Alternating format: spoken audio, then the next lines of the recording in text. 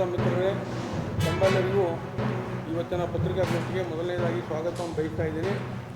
ಇವತ್ತಿನ ಪತ್ರಿಕಾಗೋಷ್ಠಿಯ ವಿಷಯ ಏನಂದ್ರೆ, ಅಧಿವೇಶನ ನಡೆದ ಸಮಯದಲ್ಲಿ ಸದನದಲ್ಲಿಯೇ ಸಚಿವರಾದಂಥ ಶ್ರೀ ರಾಜಣ್ಣವರು ಹನಿ ಟ್ರ್ಯಾಪ್ ಹೇಳಿಕೆಯನ್ನು ನೀಡಿದರು. ತಮಗೆಲ್ಲ ಗೊತ್ತಿದ್ದಂಥ ಸಂಗತಿ. ಈ ಹನಿ ಟ್ರ್ಯಾಪ್ ವಿಷಯಕ್ಕೆ ಸಂಬಂಧಪಟ್ಟಂತೆ ರಾಜಣ್ಣವ್ರ ಮೇಲೆ ನಾನು ದೂರು ಕೊಟ್ಟಿದ್ದೆ ಬೆಂಗಳೂರಿನ ಜೆ.ಸಿ.ನಗರ ಪೊಲೀಸ್ ಠಾಣೆಯಲ್ಲಿ.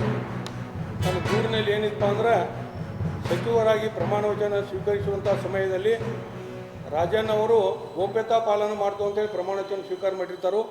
ಅಂದರೆ ಏನಪ್ಪ, ತನಗೆ ತಿಳಿದು ಬರುವ ಯಾವುದೇ ವಿಷಯವನ್ನು ಅವಶ್ಯವಿಲ್ಲದ ಸಮಯದಲ್ಲಿ ಅಲ್ಲದೆ ಯಾರ ಮುಂದೆ ಅದನ್ನು ಪ್ರಚುರಪಡಿಸುವುದಿಲ್ಲ ಅಂಥೇಳಿ ಅವರು ಪ್ರಮಾಣ ವಚನ ಸ್ವೀಕಾರ ಮಾಡಿರ್ತಾರೋ.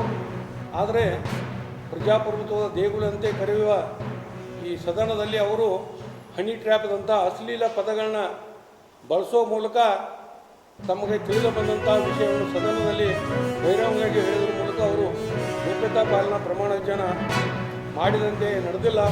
ಇದರಿಂದ ಸಂವಿಧಾನಕ್ಕೆ ಅಪಚಾರವಾಗಿದೆ ಅಂತೇಳಿ, ಆದ್ದರಿಂದ ಕೂಡಲೇ ರಾಜಣ್ಣ ಅವ್ರ ಮೇಲೆ ಕಾನೂನು ರೀತಿ ಕ್ರಮ ಕೈಗೊಂಡು ಅವ್ರನ್ನ ವಶಕ್ಕೆ ಪಡೆದ ಈ ಏನು ಅಶ್ಲೀಲ ಸಿಡಿಗಳದಾವ ಅಂತ ಹೇಳಿದಾರೋ, ಹನಿ ಟ್ರ್ಯಾಪ್ ಸಿಡಿಗಳು, ಅದ್ರ ಬಗ್ಗೆ ತನಿಖೆ ಮಾಡ್ಬೇಕಂತೇಳಿ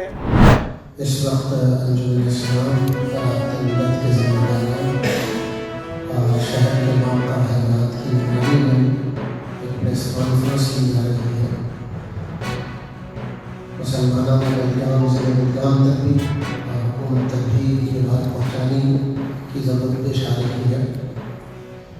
इस वक्त पूरे मुल्क के मुसलमान मौजूदा वक्फ कानून से मुताल्लिक़ बेचैन हैं और मुसलमान इस नए कानून को अनकॉन्स्टिट्यूशनल समझते हैं, गैर कानूनी समझते हैं।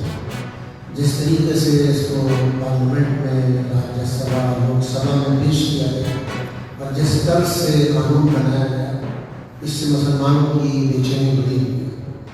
इसलिए मुसलमान इसको कभी कबूल नहीं कर सकते।